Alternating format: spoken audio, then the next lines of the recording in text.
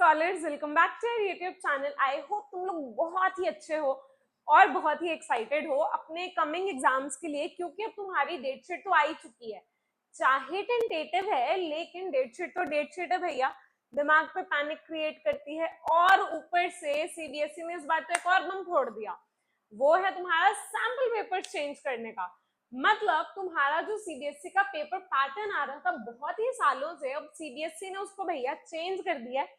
मतलब तुम्हारे sample papers भी चेंज हो गए हैं और अब तुम्हें जो तैयारी है करनी तो वैसे ही है, लेकिन जो एक लिखने का तरीका रहेगा, जो माइंडसेट रहेगा, उसको थोड़ा चेंज करने की जरूरत है। लेकिन उसको चेंज करने के लिए बहुत ही जरूरी है कि तुम लोगों को लेटेस्ट पेपर पैटर्न पता हो। तो इसीलिए मैं आरती आई हूँ आज तुम्हें पेपर का पैटर्न समझाने। अब ये पैटर्न से अगर तुम लोग एग्जाम्स दे रहे हो तो तुम लोग अपने मार्क्स 90 छोड़ो 95, 98, 100 कुछ भी एक्सपेक्ट कर सकते हो, अगर तुम लोगों ने अपनी तैयारी बहुत बढ़िया की है और उसके साथ साथ तुमने कुछ सैम्पल पेपर्स भी लगाए हैं। चलो अब हम समझ रहे हैं कि आखिर में जो तुम्हारा सैम्पल पेपर है वो है कैसा। लेकिन ओहो मैम, अगर मैं इसको देखूं, ये तो मेरा अभी लेटेस्ट सैम्पल पेपर लग ही नहीं रहा है। इसमें तो सेक्शन ए में 1 से लेके 20 एमसीक्यूज है। तो बच्चे जी हाँ, ये तुम्हारा लास्ट ईयर का पेपर पैटर्न है। डिफरेंस देखेंगे थोड़ा सा दोनों में, फिर इस साल का जो सैम्पल पेपर है वो समझेंगे। पहले क्या होता था, तुम्हें कुछ कुल मिला के 6 सेक्शंस आते थे, जिसमें एक सेक्शन होता था एमसीक्यूज का, मतलब 1 मार्कर। सेकंड सेक्शन होता था तुम्हारा 2 मार्क्स क्वेश्चंस का। थर्ड होता था 3 मार्क्स के। फोर्थ सेक्शन होता था तुम्हारा 5 मार्क्स ईच। मतलब तुम्हारे ये 4 सेक्शंस में तुम्हारे सारे क्वेश्चन आंसर्स खत्म हो जाते थे। हाईएस्ट जो क्वेश्चन मार्क्स आता था वो आता था 5 मार्क्स का। और उसके बाद तुम्हें आते थे 3 case based questions, case studies आती थी। और फिर आता था तुम्हें 6 सेक्शन में तुम्हारा मैप वर्क। तो अभी लेकिन सीबीएसई ने इसको चेंज कैसे किया है, एसएससी तो ना पूरा का पूरा ही मोल्ड कर दिया है। ठीक है, अब वो देखेंगे कि कैसे किया। तो ये है तुम्हारा लेटेस्ट पेपर पैटर्न, जिसको हम बहुत ही बढ़िया तरीके से अब समझने वाले हैं। तो अब का ये जो क्वेश्चन पेपर रहेगा उसमें आएंगे तुम्हें 4 सेक्शन, कुल मिला के 4 सेक्शन, 6 नहीं आएंगे पहले के जैसे। अब जो ये 4 सेक्शंस हैं उनमें कौन कौन सा रहेगा, एक history, geography, political and economics. मतलब 4 बुक्स, चारों बुक्स का एक एक सेक्शन बन के आएगा। अब ऑब्वियसली हर एक सेक्शन कितने मार्क्स का होगा बच्चे, 20 मार्क्स का, क्योंकि तुम्हें हिस्ट्री में से भी 20 नंबर का पेपर आना है, ज्योग्राफी में से भी 20 नंबर का पेपर आना है, पॉलिटिकल और इकोनॉमिक्स सब में से 20-20 नंबर का पेपर आएगा तुम्हें। ठीक है, अब देखो वही बात इन्होंने बोल दी। अब वेरी शॉर्ट क्वेश्चंस आएंगे तुम्हें 2 मार्क्स वाले। अब क्वेश्चंस देखते हैं कैसे कैसे आएंगे। ठीक है, 2 मार्क्स वाले क्वेश्चंस आएंगे, 3 मार्क्स, 5 मार्क्स, फिर केस बेस्ड क्वेश्चंस आएंगे और तुम्हारे आएंगे मैप्स। लेकिन अब ये सारे ही टाइप्स ऑफ क्वेश्चंस, चाहे वो एमसीक्यू हैं, चाहे वो वेरी शॉर्ट है, लॉन्गर, केस बेस्ड क्वेश्चन है, सब तुम्हारे उसी एक सेक्शन में आएंगे।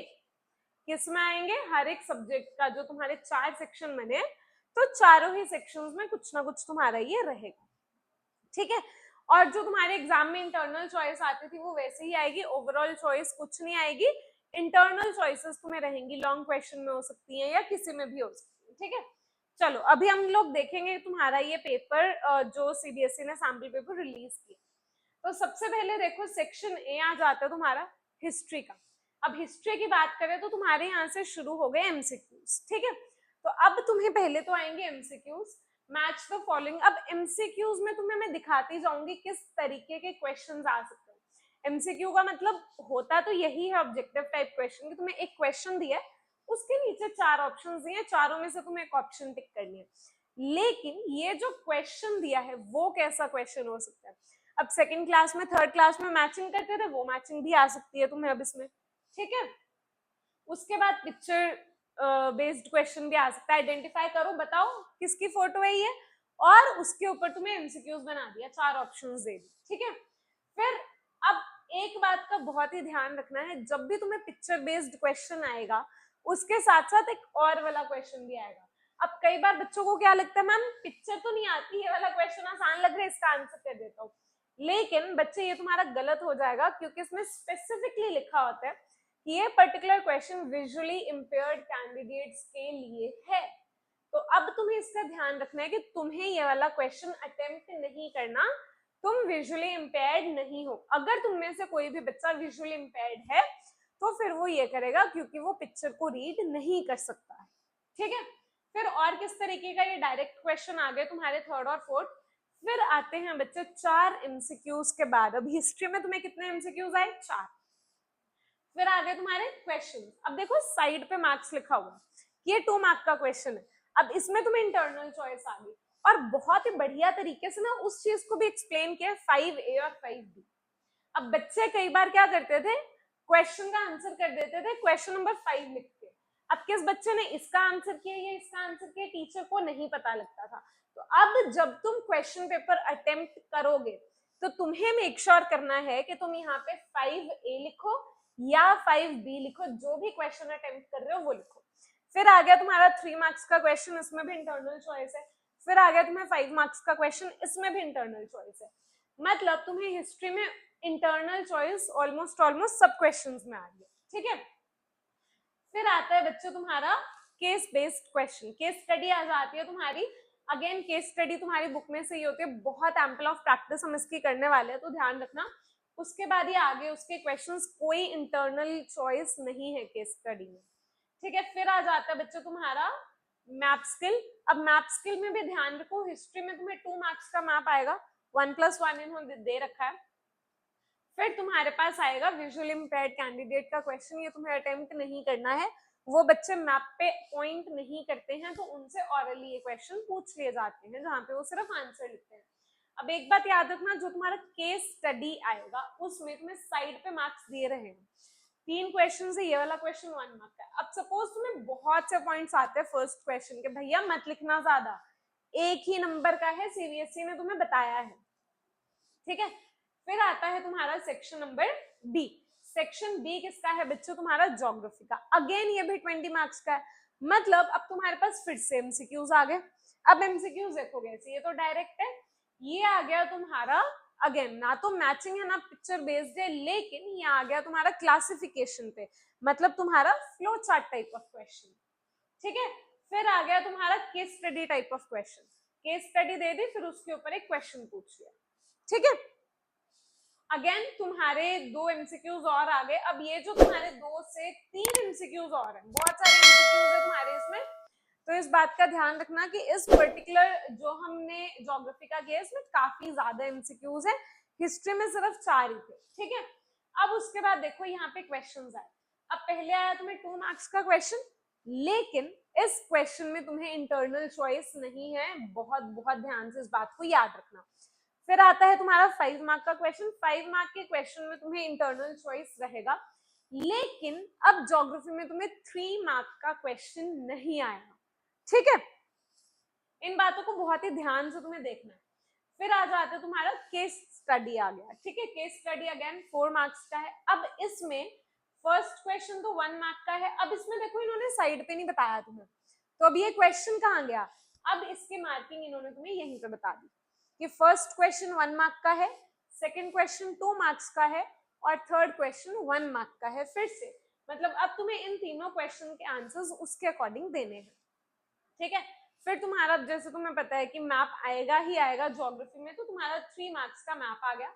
अब इसमें से भी तुम्हें 1 मार्क का ही 1 मार्क का है, तो तुम्हें उस अकॉर्डिंगली अटेम्प्ट करना है। पी और क्यू ध्यान से आंसर करना, जब भी पेपर में आंसर लिखोगे पी और क्यू जरूर मेंशन करना, ठीक है।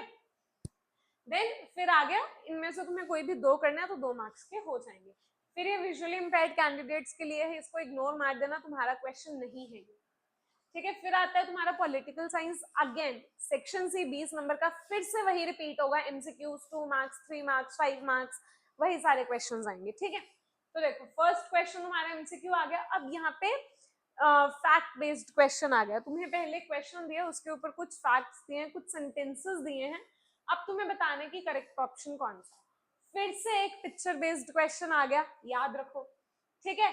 अब पिक्चर बेस्ड है तो विजुअली इम्पेयर्ड भी होगा, जो तुम्हें अटेम्प्ट नहीं करना है। 2 क्वेश्चंस हो गए। फिर आ गया तुम्हारे पास केस स्टडी टाइप क्वेश्चन आ गया, फॉलोइंग केस को रीड करना और करेक्ट आंसर चूज करना है। 3 एमसीक्यू हो गए। फिर असर्शन रीजन आ गए इसमें। अब देखो एमसीक्यूज में ही कितनी कितनी वैरायटी ऑफ क्वेश्चंस हैं, बहुत ध्यान से लेके चलना है, एमसीक्यू सीधे नहीं आते हैं सीबीएसई के पेपर में, ठीक है। फिर एजर्शन रीजन आ गया, अब इसमें भी 4 क्वेश्चंस आए। अब इसमें देखो कैसा है, 2 मार्क्स वाले 2 क्वेश्चंस आ गए पॉलिटिकल में, ठीक है।